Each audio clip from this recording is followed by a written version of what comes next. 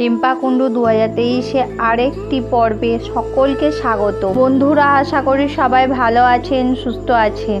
মা লক্ষ্মী ও নারায়ণের অশেষ কৃপা পেতে কমেন্ট বক্সে অবশ্যই লিখুন শ্রী নারায়ণের জয়, মা লক্ষ্মী দেবীর জয়।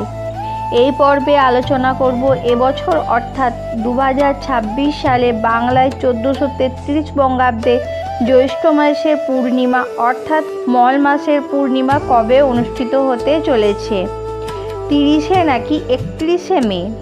জেনে নেব পঞ্জিকা অনুসারে সম্পূর্ণ সময়সূচি। জানবো জ্যৈষ্ঠ মাসের পূর্ণিমার নিশি, ব্রত উপোস ও সত্যনারায়ণের পুজো, গঙ্গা স্নান ও দানের অমৃতযোগ সময়। এছাড়াও জানবো এই দিনে কি করবেন, কি খাবেন এবং স্বাস্থ্য অনুসারে কি নিষিদ্ধ রয়েছে। সব কিছু জেনে নেব আজকের এই পর্ব থেকে।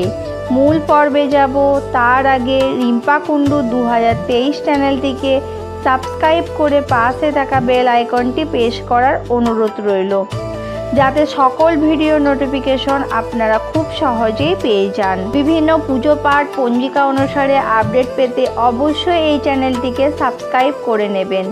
চলুন শুরু করা যাক আজকের এই পর্ব।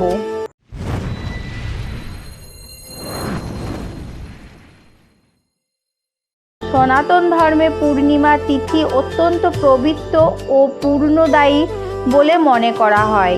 এই দিনে ভগবান শ্রী হরি বিষ্ণু এবং মা লক্ষ্মীর আরাধনার জন্য বিশেষ ফলদায়ী। এখন এই পূর্ণিমার পুরুষোত্তম মাস অর্থাৎ অধিক মাসে আসে, তখন এর গুরুত্ব বহুগুণ বেড়ে যায়। প্রায় 3 বছরে একবার আসে। সাধনা, ভক্তি, পুণ্যদান ও আধ্যাত্মিক উন্নতি এক অনুপম সুযোগ প্রদান করে। ধর্মীয় বিশ্বাস অনুযায়ী এই দিনে শ্রদ্ধা ও বিধি বিধান মেনে স্নান, জপ, তপ, পুজো এবং দানের বিশেষ পূর্ণ প্রদান করে এবং জীবনের অনেক কষ্ট দূর করে। অনেকের মনে প্রশ্ন, তাহলে মল মাসের পূর্ণিমা কি পুজো করা যাবে? হিন্দু শাস্ত্রে অনুযায়ী জ্যৈষ্ঠ মাস হলো মল মাস অর্থাৎ অধিক মাস। এই জ্যৈষ্ঠ মাস চলাকালীন নতুন কোনো শুভ কাজ যেমন বিয়ে, অন্নপ্রাশন, গৃহপ্রবেশ বর্জিত থাকে।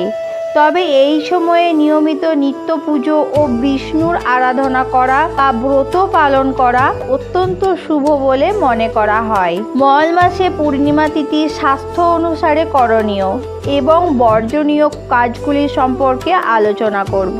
পূর্ণিমা তিথি যারা করবেন, মল মাসের পূর্ণিমা তিথি বা পুরুষোত্তম পূর্ণিমাতে ভগবান বিষ্ণুর আরাধনা, লক্ষ্মী পুজো, শিবের অভিষেক এবং দান ধ্যান করা অত্যন্ত পূর্ণময় বলে বিবেচিত করা হয়। এই দিনে স্বাস্থ্য অনুসারে যা বর্জনীয়: মল মাসে নতুন কোনো প্রতিমা প্রতিষ্ঠা, নতুন পুজো আরম্ভ, বিবাহ বা অন্য কোনো মাঙ্গলিক অনুষ্ঠান পুজো করা থেকে বিরতি থাকুন। জ্যৈষ্ঠ মাসে অধিক পূর্ণিমার পুজোবিধি: এই দিনে প্রাতঃকাল বা ব্রহ্ম মুহূর্তে ঘুম থেকে উঠে স্নান করুন। সম্ভব হলে কোনো পবিত্র নদী বা গঙ্গাজল মিশিয়ে স্নান করুন। স্নানের পর ঠাকুরঘর বা মন্দির পরিষ্কার পরিচ্ছন্ন করুন। পুজোর স্থানে একটি চৌকির ওপরে লাল বা হলুদ কাপড় বিছিয়ে ভগবান বিষ্ণু এবং মাতা লক্ষ্মীর প্রতিমা স্থাপন করুন। এরপর ধূপ, প্রদীপ, হলুদ ফুল, তুলসী পাতা, নৈবেদ্য এবং ফল অর্পণ করুন। ঘিয়ের প্রদীপ জ্বালিয়ে ভগবান বিষ্ণুর আরতি করুন এবং ভগবান বিষ্ণুর চল্লিশা পাঠ করুন। ওং নমো ভগবতে বাসুদেবায় নমঃ মন্ত্রটি জপ করুন।